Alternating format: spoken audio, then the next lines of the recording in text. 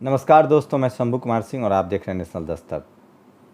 मतलब क्या कहा जाए, मैंने कहा था ना कि आपकी ताकत क्या है, सोशल मीडिया की ताकत क्या और मीडिया की क्या ताकत होती है। ये सरकार गजब किस्म की है। पहले तो बता दूं कि 12 मई से, मतलब ठीक आज 10 मई है, आज से ठीक 2 दिन बाद इस देश में अब ट्रेन चलने लगेंगी। 11 मई शाम 4 बजे से IRCTC की वेबसाइट पर टिकट मिलेगा और जिन लोग के लक्षण ठीक पाए जाएंगे, जिनको फीवर नहीं होगा, उनको चलने की इजाज़त दी जाएगी। फ़िलहाल 15 जोड़ी ट्रेन चलेंगी। मैं बता दे रहा हूँ कहाँ से कहाँ ट्रेन चलेगी। नई दिल्ली से डिब्रूगढ़, अगरतला, हावड़ा, पटना, बिलासपुर, रांची, भुवनेश्वर, सिकंदराबाद, चेन्नई, बेंगलुरु, मुंबई, अहमदाबाद और जम्मू के लिए गाड़ियाँ चलेंगी। मतलब सिर्फ और सिर्फ 15 जोड़ी ट्रेनें चलेंगी। मतलब जाएंगी वो आएंगी भी। आप समझते हैं पिछले 50 के आसपास दिन में, मतलब थर्ड लॉकडाउन 46-47 दिन में क्या स्थिति हो गई है। कितने लोग मर गए हैं पैदल चल के। क्या कहेंगे आप इसको। अब भी आप लोग को नहीं लगता कि ये सरकार बिना सोचे समझे फैसले लेती है और इस सरकार के हर बड़े फैसले से इस देश को, इस देश के नागरिकों को नुकसान हुआ है। चाहे वो नोटबंदी हो, चाहे वो GST हो, चाहे वो ये लॉकडाउन हो। क्या कोरोना ख़त्म हो गया? ये सरकार सिर्फ़ और सिर्फ बेसिर पैर के फैसले लेती है और उसको सिस्टमेटिक ढंग से नहीं करती है। ये काम जो कल 12 मई से शुरू किया जा रहा है, क्या वो पहले दिन से नहीं किया जा सकता था? टेस्ट करके लोगों को घर नहीं भेजा जा सकता था? व्यवस्थित तरीके से नहीं किया जा सकता था?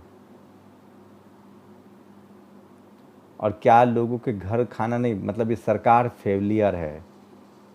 ये सरकार खाना नहीं पहुंचा पाई लोगों को। ये सरकार लोगों को घरों में सुरक्षित नहीं रख पाई, जबकि ऐसा नहीं कि संसाधन नहीं था। आप समझिए क्या हालत है इस देश की। और चले थे 5 ट्रिलियन इकॉनमी बनाने। तो 12 मई से 15 जोड़ी ट्रेनें चलेंगी। सारी ट्रेनें दिल्ली से चलने वाली हैं, जो मैं आपको बता रहा था। नियम कायदा कानून जान लीजिए। आपको स्टेशन जाने की ज़रूरत नहीं है। आपको ऑनलाइन टिकट लेना पड़ेगा। अगर आपका टिकट कंफर्म हुआ और आप प्रॉपर चेकअप में बिना बुखार के पाए गए, बिना सिम्टम्स के पाए गए, तभी आपको जाने दिया जाएगा। काश ये बहुत पहले कर दिया गया होता, या काश लोगों तक खाना पहुंचा दिया गया होता, तो आज सैकड़ों लोगों की मौत नहीं होती। लोग पैदल चलने के लिए मजबूर नहीं होते। लोग बोतल के चप्पल बनाने के लिए मजबूर नहीं होते। और इस सब के पीछे दोषी वो मीडिया है, जिसने जानबूझकर भुखमरी, गरीबी, लाचारी, बेबसी और मेहनतकशों के तकलीफ़ को नहीं समझा है। आज भी इस देश के हर बड़े शहर में, हर छोटे शहर में, हर डिस्ट्रिक्ट टाउन में लोग जो मेहनतकश लोग हैं, वो मजबूरी में हैं। एक एक वक्त कहा के गुजारा कर रहे हैं। और सोचिए 47 दिन बाद भी सरकार के पास से किसी को कोई मदद नहीं मिल रही है, जो ठोस मदद हो। या तो लोगों की मदद पर है लोग, आपसी पैसा बचा था वो हैं, या फिर जब उनके पास नहीं बचा पैसा, ये सरकार सिर्फ डैमेज कंट्रोल में लगी रहती है। आज ही मैंने सुबह बताया था ना कि ये सरकार डैमेज कंट्रोल में रहती है।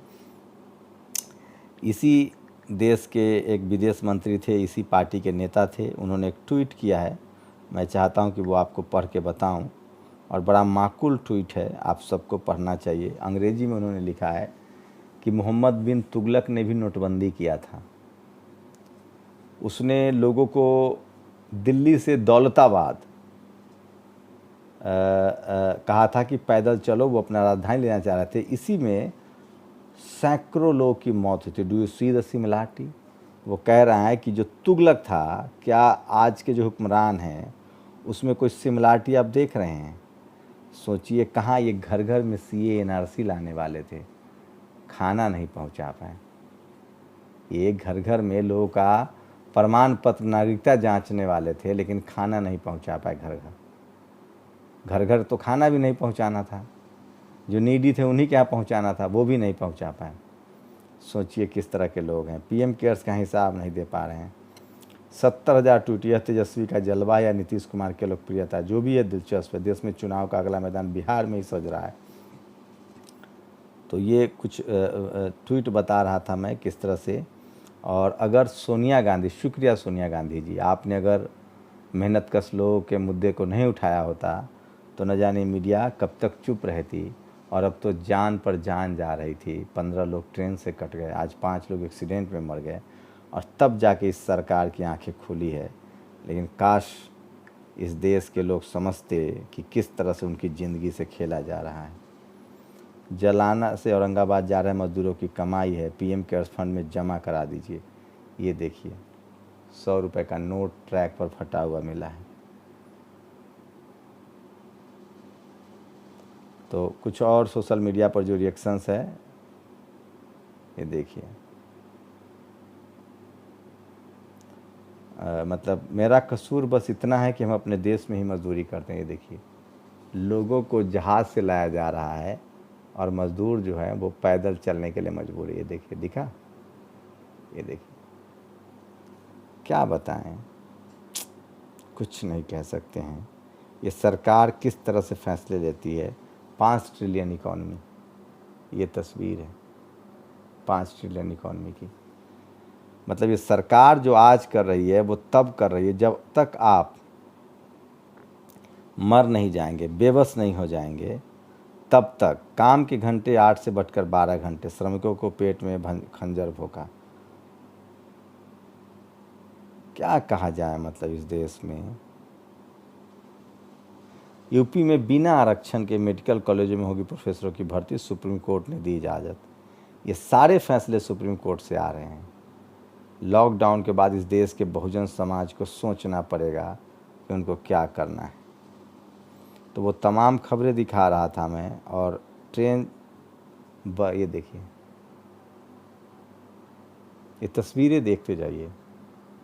अब इनको ट्रेन शुरू करने की सूझी है, कोई प्लानिंग नहीं करते हैं, जो मन में आए उलूल झुलूल फैसला कर देते हैं, ताली थाली बजवा देते हैं।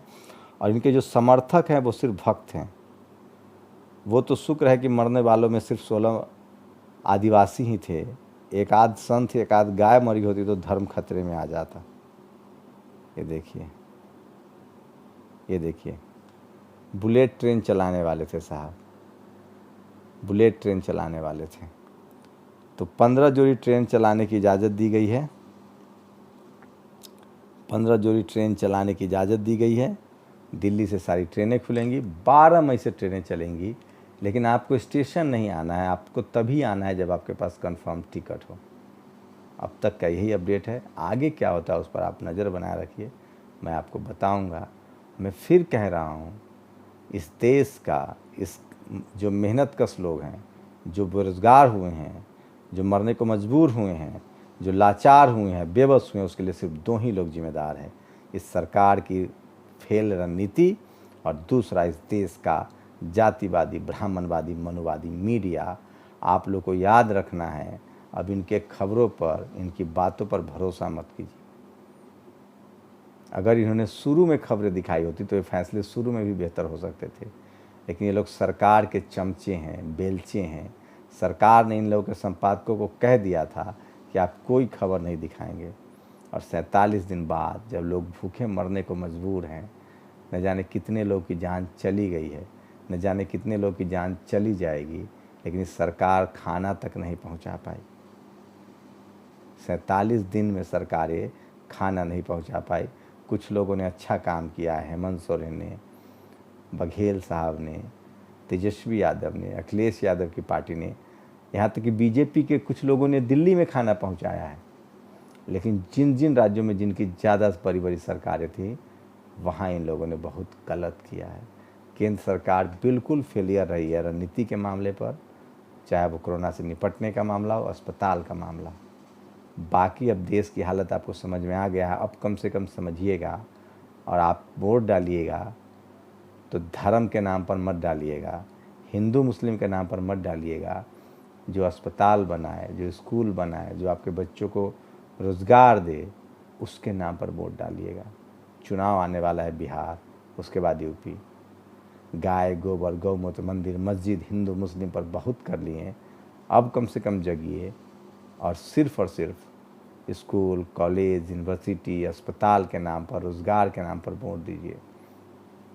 और जो भी सरकार है उनसे हिसाब पूछिए कि आपने 5 साल में किया क्या है।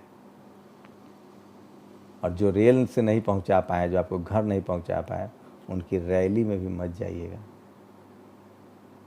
किसी कीमत पर मत जाइएगा। सब याद रखिएगा, आपको बाबा साहब ने संविधान दिया है, वोट की ताकत दी है। उस वोट से आप अपने लिए ऐसी सरकार चुनिएगा जो आपकी दुख तकलीफ़ को समझे। ऐसे नेता चुनिएगा जो आपके घर से निकला हो, दुख तकलीफ़ को समझता हो। शुक्रिया आप लोगों का।